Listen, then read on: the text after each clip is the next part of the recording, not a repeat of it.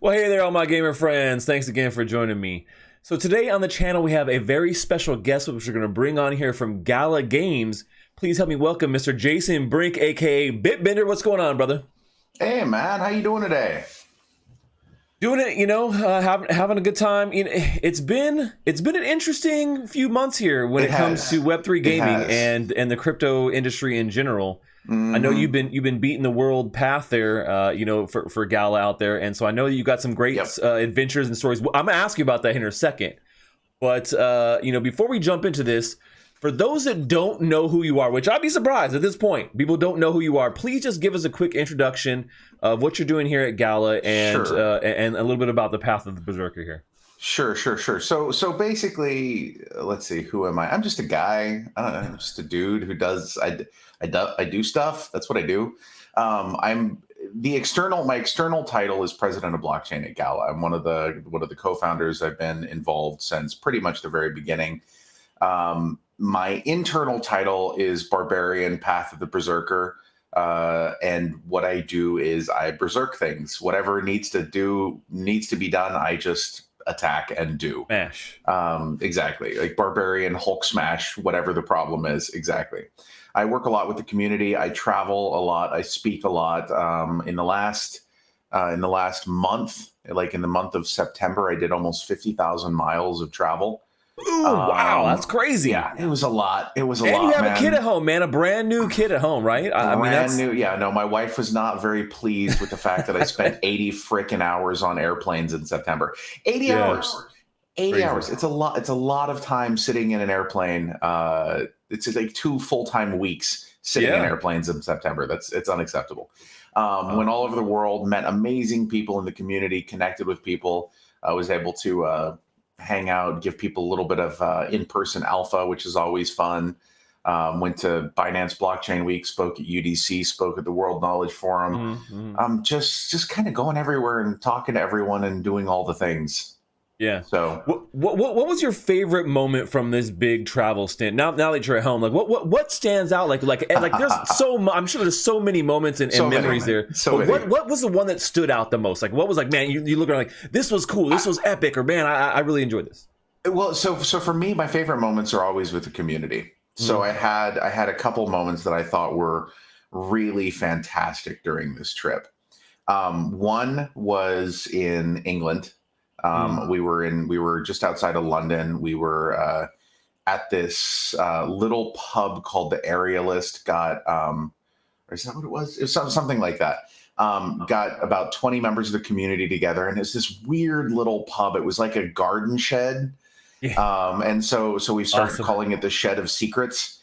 So everybody was hanging out there, and we're able to talk about things. I was able to give them a little bit of insight into our L1 and things like that so that they could learn a little bit more about that. That was super fun.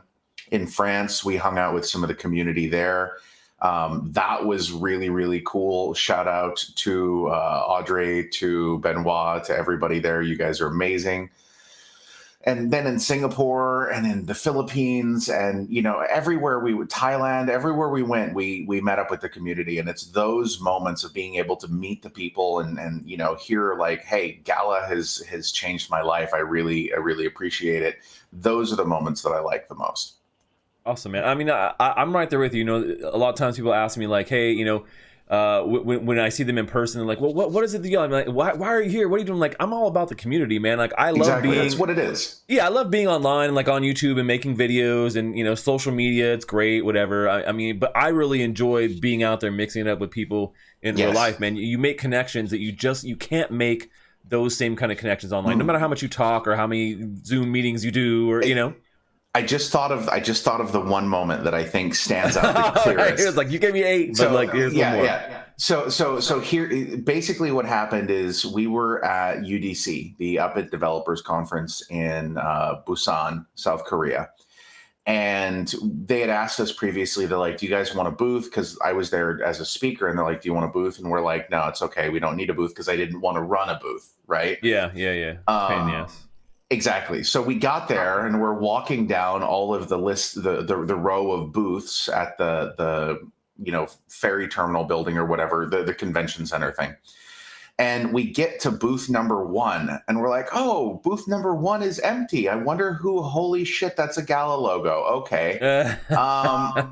Okay. So we realized we had a booth, and now that we have a booth, we have to do something with the booth, right? We can't leave it empty. That's just awful, right? So we took over the booth and we went out and we bought the biggest monitor that we could find. Okay, because they didn't have any more TVs available like in the convention center, because normally at convention centers exactly, they had nothing. So we're like, okay, that's it. Somebody go off to wherever it is that you buy, giant monitors in South Korea, and we bought this huge freaking monitor. And for the next 2 days, we had like we were playing videos in the booth, hanging out in the booth, talking to people, taking selfies. We brought in a mountain of pizzas. I saw that free pizzas. That's a perfect way, man. Dude, always, right? Love free and pizza. At the end of this, it's like, well, crap. Now we have this giant monitor, right? You can't take it on the plane. Can't take it home. Can't take it home, right? So it's like, okay, well, we need to give this away to the community. And so we did a drawing, and the guy who won it lost his shit and freaked out and was running around and hugging random strangers and everything. It was so fun. And then watching him walk away carrying this giant box. Okay, just like it was just so epic to see. I love moments like that. Yeah, that's cool, man. Mixing up with the community is definitely one of the best things about crypto, in my opinion. It's the reason why I stayed. It's the reason why I stuck around since 2016, 2017 is because I found good community.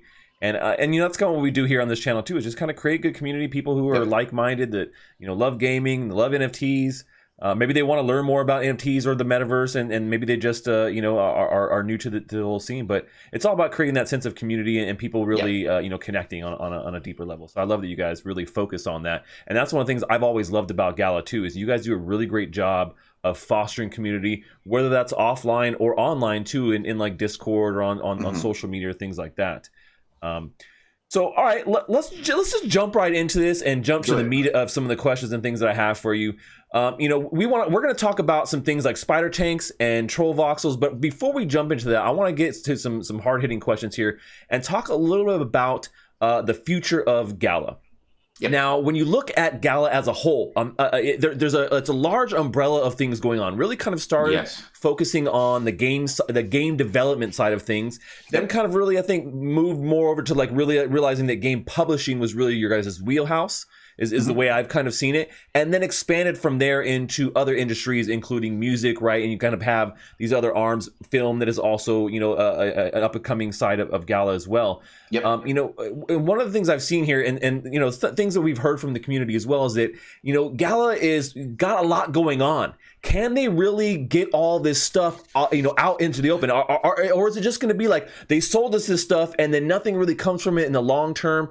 Are the sales going to amount to something, or are they going to really deliver on all these different aspects and these different games that are kind of sitting around? Because one of the things, me and some of the community were disappointed with was obviously seeing Townstar, pulling back on those play and earn rewards, which we could talk a little bit about that, but sure. I just want to kind of talk about the general arc of this, and the hopefully upcoming Gala chain where all these things are going to kind of be tied together. So can you kind of speak to a couple of those points here? Sure, absolutely, man. So the first thing is I want to go back and correct that original history bit. Sure. Gala Games was always intended on being a game platform. Okay, it's always a platform play. Now, much like the way that Steam started with Valve having to create some of their own games to show how the platform works before Steam really took off, that's kind of what you're seeing with Townstar and Mirandus and our first party titles. Okay? Yeah, that's a great point. Actually, it's a great point. So that this trajectory there has always been intended to be what it is right now. So there was not a pivot there. In terms of other things in film and music and whatnot, I won't go too deeply into that, other than to say that film and music, there's nothing that takes away from the game side on film and music. Those are all entirely separate, brand new teams, brand new engineers, brand new everything. So while there is some leadership that moves between them, primarily speaking, they're their own things. So they don't take away development or focus from the game side of things. Now, the rest of this, in terms of are we actually going to deliver on all of these things? Of course we are. That's one of the things that I think is something that maybe we underestimated a little bit at the beginning, is the lack of understanding of the development timeline of games that people have in the Web3 space. They think like, oh, you sold some stuff and then 3 months later the game's done, right? I mean, that's how it works. Exactly, right? And so I think that is something that we misunderstood, because for us, like game development, and for anyone in the game development space, you're making a game that's a 3-year project minimum, right? Now, for us, a lot of these games have been, we've been working on this, and the studios that have been working on them have been working on them for a long time. Okay, so it's not going to be 3 years from when you hear about it, but it's still not a 3-month thing. Yeah. Okay. Yeah. And so I think we probably could have done a better job of understanding from the perspective of the community, how they thought about the development timeline, because for us, it's like, okay, excuse me.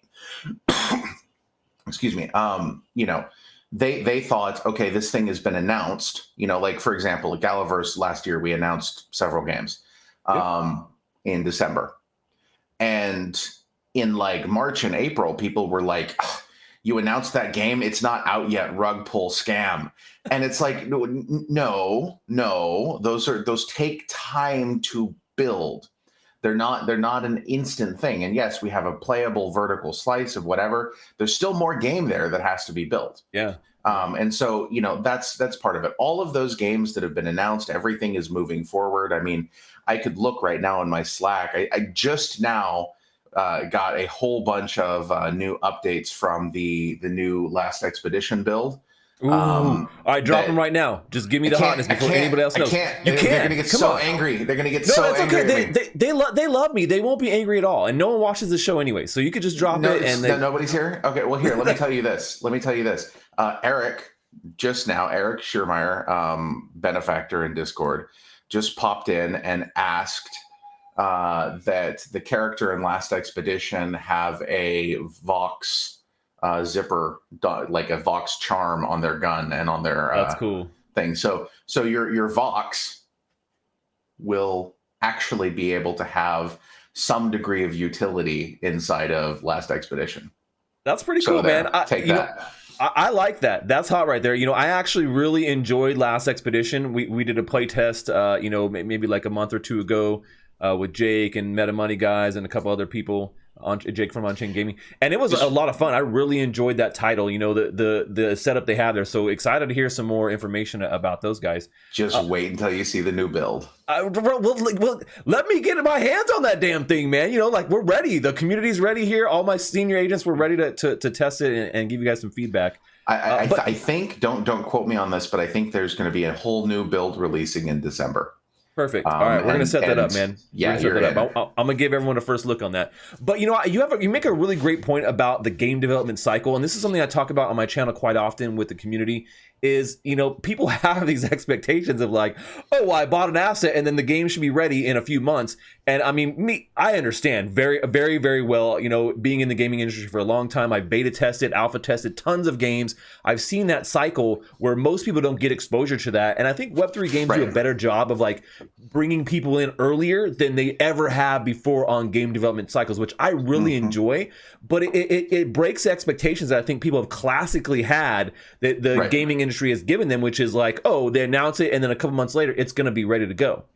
Right. And I would look at this more of like, okay, well, this is like kickstarting a game, right? When you talk about selling some early assets, it's akin to kind of like you're doing a Kickstarter. Here's our idea. We're starting to develop this thing. Here's some cool stuff we've already worked on, and you get these assets that are going to have these cool utilities when the game launches, and you're an early backer of this game. You're someone who believes early on. That's not a completely incorrect way to look at it. I mean, I think that for me, the thing that makes the most difference is that in the Web3 space, and especially with us, is we're asking for your involvement. Yeah. We want to know what everyone thinks of, whatever the title happens to be, because for us, by being able to, kind of get feedback from the community on it, we're able to build a game that we know that more people are going to like. And that's key. And exactly. But it still doesn't happen overnight, No. And so that's an important thing to remember. And one of the things I really love too, and something that always got me from the beginning with Gala is, the fact that people who have a say, in particular node owners, who get to vote on new projects coming on board. I mean, I love that aspect. And when you talk about, DAOs or decentralized governance, right? There's not a lot of projects that really do it that well. They say there's governance, or they say there's going to be something of that nature, but most projects don't have a really great structure of how they do that, and you guys do. And that's something I've always really appreciated about the Gala ecosystem. And I think that it's a shining example and model of how gaming companies and beyond gaming can really bring in the community and give them some sort of governance that is going to help shape the rest of the platform and what's going on with the future of a lot of these projects and Gala in general. So kudos to you guys for doing that and keeping that going, and something that I think is like a pioneering aspect of what you guys do here in Gala Games. Thanks, man. I appreciate that. Now, kind of turning our focus and attention here to another part that was kind of getting out. When Gala Chain? October 31st. There we go. October 31st. Coming with Spider Tanks. Launch Spider Tanks. There we go. Yeah. So let's talk a little bit about Spider Tanks, man, and how that's all going to work together with the new launch. So tell us about because I played Spider Tanks since you guys had the first playable release there. I really like the evolution we've seen. You guys have done some really cool tanks. When it comes to MOBAs, there's a ton of MOBAs out there, right? But I like Spider Tanks because of the element of like being able to customize it in a cool way where you have different pieces and parts and these different abilities versus like your classic MOBA where you got your characters that are specific for certain things, and then you can equip different abilities on them, and there's a whole set of them. Like this one really comes down to it being a very modular thing. I love that. And Spider Tanks has had some evolutions here over the course of the last year and a half or so. Yep. But talk a little bit about Spider Tanks and where they're at now and what's coming on the 31st here of October. So 31st, we have Spider Tanks kicks off with the official launch with Silk. So there will be the ability for people to upgrade and earn and whatnot within the game. I'm super excited about it. We've got 3 new game modes that have just been released. I think it's 3. I was actually just playing it earlier this morning on a stream. But it was a stream like this, but they were asking me questions while I was playing the game. So I had to really double time my brain on that. Exactly. Which is fantastic. Super, super fun. I'm very excited. I'm very excited about this launch because it is going to be the first launch, actual launch of a project on our platform. Prior to this, we've had Townstar. Townstar has been live, but Townstar never really launched. It was just always sort of there. And it is going to, it is definitely going to be relaunching here in the fairly near future. So I'm excited about that too. But yeah, Spider Tanks, man, it's October 31st. Pay attention. It's going to be awesome. I'm excited for it. We got to get something set up for that, man. We got to get something hot set up for that. I would love to stream that on the 31st. Let's do it. And get the community all involved. I think that'd be a lot of fun. I'll stream with you. We can be on the team together. It'll be great. Yes, all right. That's what I'm talking about. That's hot. Now what we don't want to see, and which I'm glad that I know is not going to happen, is kind of a catastrophe we've seen with another popular MOBA that is crypto enabled, which is State and Arena, which I would say would be the more popular or most popular probably MOBA right now. But they totally screwed their tokenomics and everything that had to do with any aspect of NFTs or anything with their name. I love the fact that you and the Spider Tanks team from Game Dia have made sure that these things are going to work when they launch, and it's not going to just be kind of like, oh well, we just kind of threw some shit at the wall, like, oh well, it didn't work, sorry guys, I know we screwed you guys all over. Oops. But it's what we've done is the economy is surprisingly robust. I'm very, very pleased with what we put together. It is, and I will be very clear about this, it is launching in its absolute most conservative form. Mm-hmm. Okay. So there are levers that can be pulled that can relax things going forward, but when we're launching it with its absolute most conservative form, so that we make sure that the economy is stable, resilient, sustainable, before we open things up. So, that's one important component about this launch. But generally speaking, in most situations, the economy is actually somewhat deflationary. So exactly. So there's a circular / semi-deflationary economy that we have the ability to open up a little bit if we want to do like a double points weekend or something like that. But it's very, very robust. Yeah, and so I'm excited to kind of jump in and check that out and really get my hands on that and test all those things out, because I really do enjoy playing that game. It's one of those ones where you start playing it and then an hour and a half just went by, 2 hours, and I didn't even realize it. Like, and that's how I know it's a good game. And so that's how I felt with Last Expedition and with Superior. So there's you guys have had some fire titles come out, and I think that it's good to see Spider Tanks getting to that point where it's fully enabled and it's ready to launch with NFTs and with the whole ecosystem playing to earn. And there is going to be a free to play element for Spider Tanks as well, right? Where you can jump in and essentially you're going to be giving some of your earnings to whoever owns tanks if you don't have tanks to be able to play with, right? Correct. Yeah, so I think that'll be great. I think that makes things super accessible, and it opens it up for a lot of people to be able to play and have fun with it, and not really, you don't have to really worry about the tokenized aspects if it comes down to that. Like, I just want to play this game. I'm not really worried about earning a bunch of stuff or having a bunch of things in my wallet, that kind of stuff. So for us, the number one thing is it has to be a fun game. Yeah. If it's not a fun game, it doesn't work.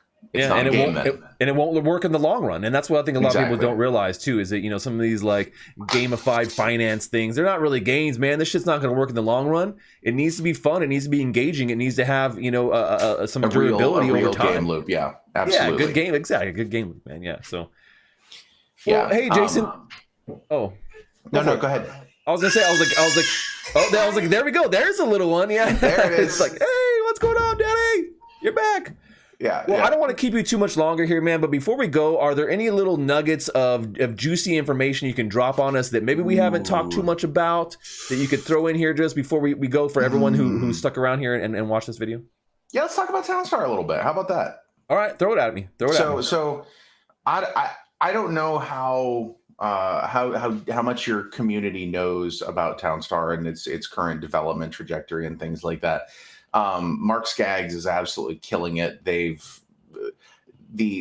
progress on Townstar is absolutely insane. Keep in mind that you actually have with Townstar, you now have 2 games that are running in parallel. And most people don't know this. Most people just think that it's the normal Townstar that they always see. That normal Townstar is being kept alive, but there's a whole different new Townstar that's running parallel to that. That is being developed. I did not know that. Ported to the new engine, moving forward. Absolutely beautiful. Much, much larger game, much more involved game with a lot more in it. People are going to absolutely love this. Mark and his team are killing it. The other thing that I think that most people don't realize is that, when earnings turn back on for Townstar, there will be town that gets earned, but in most cases won't be newly emitted town. So there is not a token hose concept. So the town that's there is the town that exists for the most part. Okay. And so this is a little bit of alpha. This has been talked about a little bit in Gala Gold, which if you guys don't have, I recommend that you check out. There's a lot There's a lot coming for Townstar that I think is really going to surprise people. Awesome. Well, there you go, farm fans. I mean, that's a little insider tip for all the Townstar fans out there. And like I said, really excited for everything coming up. Can't wait to jump back in and play Last Expedition. Love doing the superior play tests and very excited about Spider Tanks. We're gonna set that up on the 31st, man. We're gonna get out there and crush everybody. Awesome, man. With that Berserker path, man. I love it. Jason, thanks again once again for being here with me today. Really appreciate it. We'd love to have you back anytime here. And kudos to you, man, for a great job here on really creating something special with Gala. Thank you so much, guys. Yeah, that's all we have for today, folks. Till next time, stash that crypto, friends.